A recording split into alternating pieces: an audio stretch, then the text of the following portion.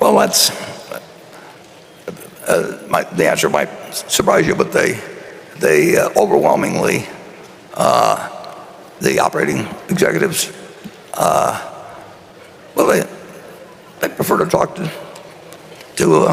Greg or to Ajit, and that's understandable because I don't really do much, and I don't operate at the same level of efficiency that I would have 30 years ago or 40 years ago. I don't know the managers as well as I would have when we were smaller and when I could get more accomplished in a day than I can now. And when you've got somebody like Greg and Ajit, why settle for me? I mean, basically. So it's worked out extremely well.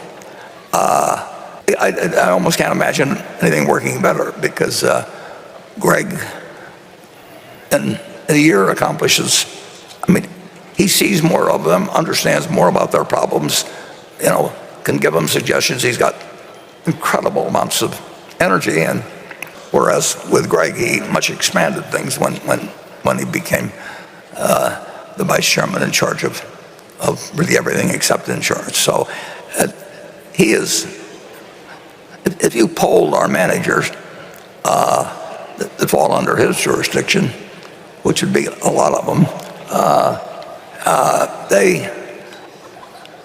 they would much prefer it unless, like a few, they weren't paying as much attention to their business, and I wouldn't do anything about it, but Greg would, and they still like it when he does it. He can deliver news very well to people who, there'll be some people, if you have 20 children and you're very rich, you'll have some that will be go-getters anyway, and you'll have some that won't.